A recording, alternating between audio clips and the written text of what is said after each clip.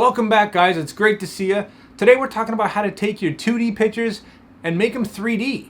And I'm going to show you how to do that in just a few minutes, a few simple steps. We're using Photoshop today, so what I want you to do is grab a picture like this, and I'm going to show you how to add this so that you get this.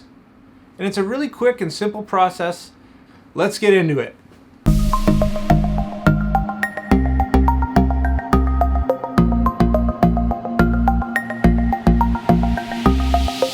Hey guys, here we are in Photoshop and we're jumping in to show you how to create a 3D image basically out of any picture that you have. So here's the bee that you saw earlier, and I'm going to show you, I'm going to break it down just to show exactly the steps that you need to. And ultimately what we're doing here is we're breaking it down and we're going to basically be creating two pictures. One is just your base picture, what you see here, and then we're going to create what we call a depth map.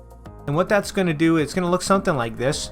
And all this is really doing is using color to determine which part of the image is going to appear on what focal plane of your 3D picture.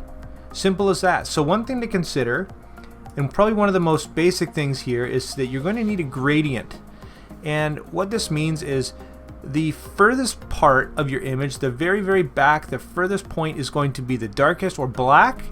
And as you come closer, the closest part is going to be white.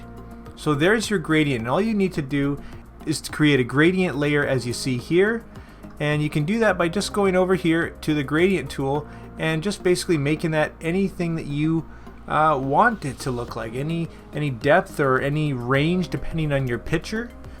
From there, if we look at our bee, of course we want our subject, our main subject, to be the bee. So quickly, I've grabbed my quick selection tool over here. I've highlighted the bee, not even that accurately here, just to show you what you can do pretty quick. And I've made this a color that I want to stand out into my image closer to the front.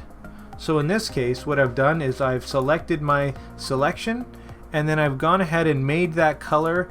I've picked it to basically stand right about here, where it lands in the focal plane, and I'm going to use that as a color. So next I'm going to need some kind of a backdrop, something else moving, and I do like to have a couple different kind of focal planes here just to make it more interesting. So what I've done there is I have highlighted the rest of this flower here, so that I want to be my second focal plane. I've got my bee being my subject first and foremost, and then of course I've got my flower there, and then behind the flower I've got my background, and that's what I want to really have the contrast there.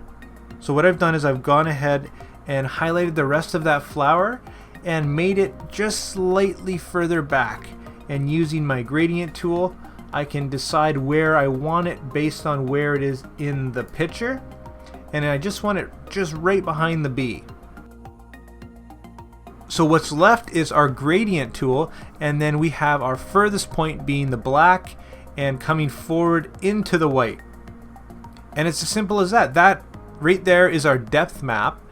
And what we're going to do from here is we're going to save both of our pictures, our original with one name and our depth map as the same name, except we're going to add _depth. And it's very crucial that you follow these instructions perfectly, otherwise it's not going to work. When your files are saved, make your way on over to your big old social media page and click on Photo Video Upload. Find your two files, select them both, and press Open. If you've named them properly, they'll upload and automatically start to create your 3D photo. And that's it, you're done. Simple as that. So if your final picture is just not looking right, you can go back and check a few things. One being your depth map, and make sure that the distance between the colors or the focal planes is not too much, like in this case. And you can just simply go back and make a few quick changes to the colors and re-upload that picture to have a difference. Another thing you might notice is some gaps or some white parts of your image. And just make sure that you're really taking your time when you're highlighting things to be specific of where you want your colors to be. And last but definitely not least, remember to have fun. Be creative, experiment, and fail, of course. That's how we grow and just try new things. Well, that's it for this one, guys.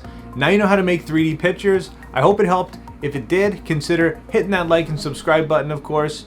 And I want to take just a second to invite you to my new Hypnotic Photography Insider group on the big old blue book, the social media channel, and basically just a group where we can all get together for free and grow, share our work. I want to see what you guys 3D pictures and everything else. I want you guys to see what you're doing.